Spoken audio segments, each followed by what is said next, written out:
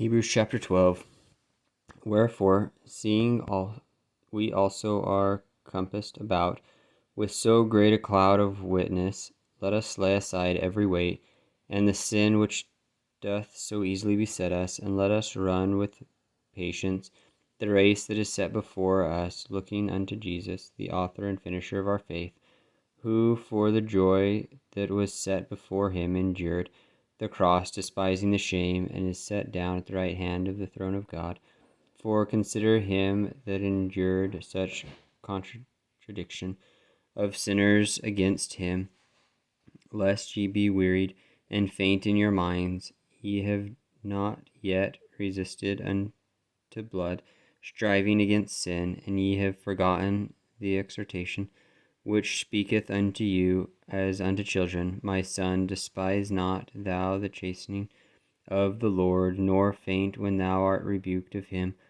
For whom the Lord loveth, he chasteneth, and scourgeth every son who he receiveth. If ye endure chastening, God dealeth with you as with sons. For what son is he whom the Father chasteneth not? But if ye be without chastisement, whereof all are partakers, then are ye bastards and not sons. Furthermore, we have had fathers of our flesh which corrected us, and we gave them reverence. Shall we not much rather be in subjection unto the Father of spirits and live? For they verily for a few days chastised us after their own pleasure, but he for our profit, that we might be partakers of his holiness. Now no chastising for the present seemeth to be joyous, but grievous. Nevertheless, afterwards it yieldeth the peaceable fruit of righteousness unto them which are exercised thereby. Wherefore lift up the hands which hang down, and the feeble knees, and make straight paths for your feet, lest that which is lame be turned out of the way, but let it rather be healed. Follow peace with all men and holiness, without which no man shall see the Lord, looking diligently lest any man fail for the grace of God, lest any root of bitterness springing up trouble you, and thereby may be defiled, lest there be any fornicator or profane person as Esau, who for one morsel of meat sold his birthright.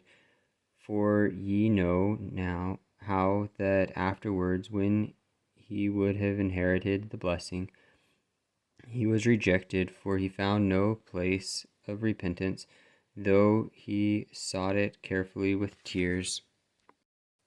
For ye are not come unto the mount that might be touched, and that burned with fire, nor unto blackness and darkness, and tempest, and the sound of a trumpet, and the voice of words, which voice they that heard entreated, that the word should not be spoken to them any more, for they could not endure that which was commanded.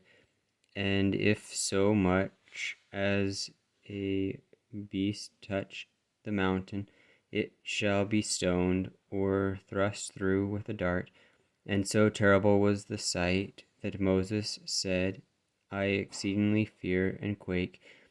But ye are come unto Mount Sion, and unto the city of the living God, the heavenly Jerusalem, and to an innumerable company of angels, to the general assembly and church of the firstborn which are written in heaven, and to God the judge of all, and to the spirits of just men made perfect, and to Jesus the mediator of the new covenant, and to the blood of sprinkling that speaketh better things than that of Abel.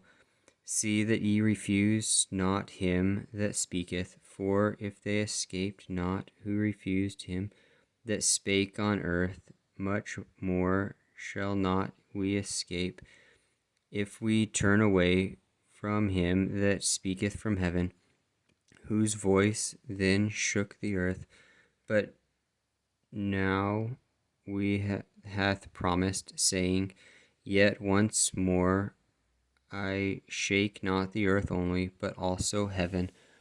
And this word, yet once more, signifieth the removing of those things that are shaken, as of things that are made, that those things which cannot be shaken may remain. Wherefore we receive a kingdom which cannot be moved. Let us have grace whereby we may serve God acceptably with reverence and godly fear, for our God is a consuming fire.